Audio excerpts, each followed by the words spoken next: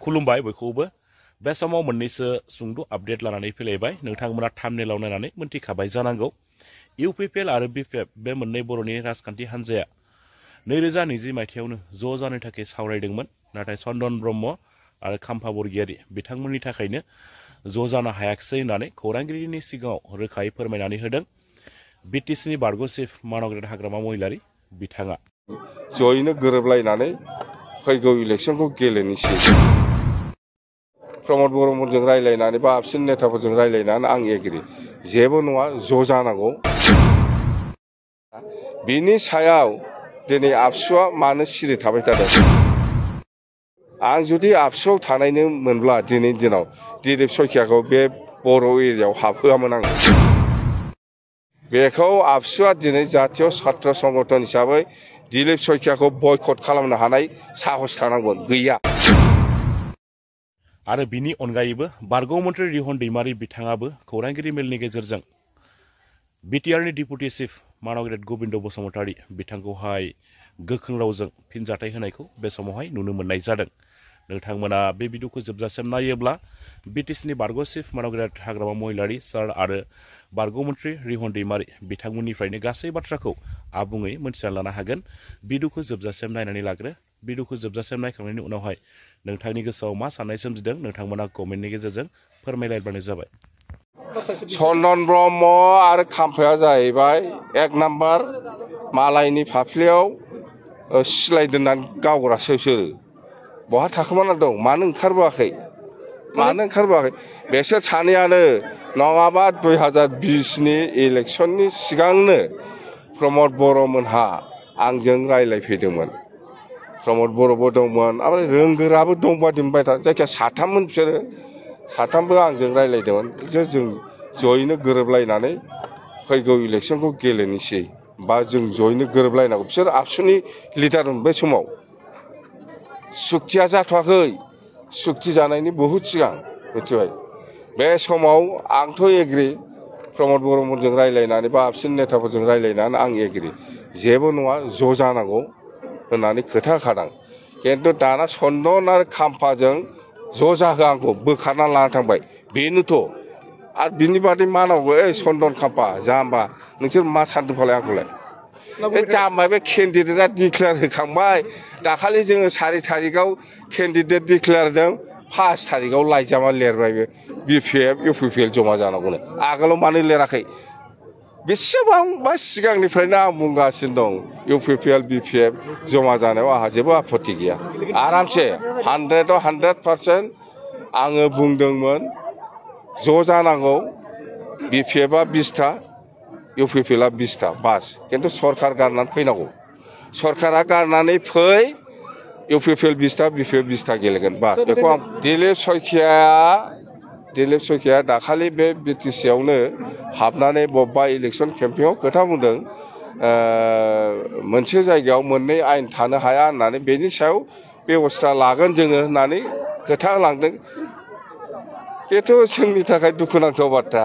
बिनि सायाव दिनै आबसुआ मानो सिरि थाबाय थादों मा इउपिपिएल बिपिएफ जमा जानांगौ बेहाय मानो नांथाबाय थादों आंनिबाथ' दिलीप सयखियाखौ बे आबसु आं जुदि आबसुआव थानाय मोनब्ला दिनैनि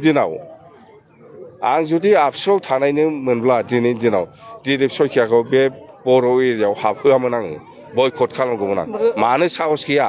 बबे मा इउपिपिएल बिपिएफ जमा जानांगौ बेहायसो नांथाबगासिनो दं बे बिपिएफआव खालि बर'ल' गैयालै गासिबो जाथि दं बे इउपिपिएलआव खालि बर'ल' गैया गासिबो जाथि दं नांथाब दिलीप सयखिया दाखालि मा बुंदों बेखौ आबसुआ दिनै जातीय छात्र संगठन हिसाबै दिलीप सयखियाखौ बयकट खालामनो हानाय साहस थानांगोन गैया दा बिथां बिटिसिनि डिपुटि चिफ आरो उदालगुरि समस्टिनि एमएलए गोविन्द बसुमतारीया आं बिटिसिआव बिसायख'थि गेलेनायखौ लानानै माखासे बाथ्राफोर बुंनायखौ आंबो माखासे ससियेल मिडियानि जुगेदि आंबो खोनानो मोनदों बाहाय आं बिथांखौ बेखौनो बुंनो नागिरदों राजनितियाव खुनु गोदोर फिसा गैया आरो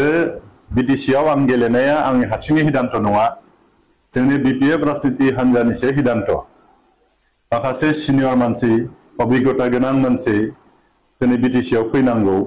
बेखायनो दानि जोंनि एमएलए आरो एक्स एमएलएफोरा बिटिसिआव गेलेनांगौ होननाया बे आंनि निजा बाथ्रा नङा जोंनि बिपिएफ राजनिति हान्जानिसो सिद्धान्त आरो जोंनि पार्टिनि सिद्धान्त बायदियै आंबो भैरबकुन्द समष्टियाव गेलेनो ओंखारदों आरो बेल' नङा आङो फैबाय थानाय जि बिधानसभा बिसायख'थि जागोन बाहायबो आं गेलेगोन दा बे बेलायाव आं नुनो मोनदों बिथाङा आंखौ ओरैबायदि गिखाबाय दा बेखायनो बेबायदि बाथ्राफोरखौ बिथाङा बुंदों आरो माने बिथाङा जे जेनखासिगोन बेखायनो बे बाथ्राखौ बुंदों राजनितियाव खुनु प्रमोशन डिमोशननि बाथ्रा गैया बेखौ बेबो मिथिगौ खिन्थु बिथाङा मोनसे गिनाय हाबखाबाय बे जे जेनसिगोन बेयाव बेखौ बे ख्रा नुखाबाय आरो माने गामियाव सोर साबनो हायाखै आंथ' खोनादों माखासे गामियाव थांनायाव बियो होना हरजादों दिनैनि तारिखाव जेब्ला बिसायख'थि रिजाल्टआ ओंखारगोन अब्लानिया रायजो राजाफ्रा बुंगोन आं बुंनांगौ प्रयोजन गैया आं सानो आरो माने आं हाबनो हायै गामि मोनसेबो गैया उदालगुरि समस्टियावहाय जे गामियाव थांदों बेयावनो रायजोफ्रा फैनानै आंखौ बरायदों आरो आंखौ गेलेनायखौ बिराद मोजां मोनदों जे जोंहा सिगांनियानो मोजां बेखायनो नोंथांखौ जों वेलकाम खालामदों नोंथाङा गेले नोंथांखौ जों देरहासार खालामथारगोन ओरैनानै रायजो राजाफ्रा बुंदों आरो माने दा आंथ' खोनादों गावासो मोननै मोनथाम गामियाव हाबनो हायाखै होना हरजादों बिथाङा स्पष्ट जाखा दा नैबे आंनि फिसालानि बाथ्रायाव आं बेखौसो बुंगोन आरो बिथांखौ लाजिनांगौ बिथाङा गावनि फिसाला बायदिना आंखौ मा बुङो बुंथों खिन्थु आंनि फिसालाखौ बुंनाया सासे मेचियर पलिटिशियाननि माबा नङा आरो माने थिगसा बेखौ बुंनाङा आरो माने बे ओरैबायदि गिखाबाय मानसिया दा बेखायनो आंनि फिसालानि नामखौ बिथाङा बुंबाय आरो आंनि फिसालानि खोथाया बाथ्रायाव आं बुंगोन आंनि फिसालाया जौ लोंनायाथ' बादानो गय खान्थिबो जाया बे उन्दैनिफ्राय आंनि गथ'फोरा रावबो जौ जुवा सेरेब जेबो लोङा गयबो जाया गतिके आरो बे गथ'आ सोरखौबा जे जौ लोंहोगोन बे मालाबो जानो हाया आरो आंनि गथ'आ बे चरित्रनि मानसि नङा गतिके आंनि गथ'नि नाम लानानै जे राजनिति खालामदों ओरैबायदि लासिं सिं ओरैबायदि लाजिथाव बाथ्रा आरो बियो बिथाङा गिखाबायना बिथाङा जेनखासिगोन ना बेखायनो बेफोरखौ बुखिबाय बिथाङा बा आं इलेक्सन गेलेदों आंनि फिसालाया सासे सेंग्रा जाबाय 28 बोसोरनि गथ' जाबाय बियो बिफानि इलेक्सनाव ओंखारनाय मा गोरोन्थि मावदों नामा बियो 18 बोसोरनि सिङाव थानाय गथ'खौ मालाबा बियो अर्गानाइज खालामाखै जों रायलायखाबाय थाखायो जे 18 बोसोरनि गोजौनि गथ'फोरखौ लानासो बियो अर्गानाइज खालामदों बे सासे शिक्षित मानसि एमए पास खालामनाय गथ' बियो बेथ' रोङि गथ' नङा बुजिनाय गथ' दा बिफानि इलेक्सनाव बेबो सहाय खालामदों बेयावथ' जेबो गोरोन्थि जायाखै माबा गोरोन्थि जादों नामा बियो माब्लाबो गाज्रि खामानि मावाखै मोजां बाथ्रा बुंदों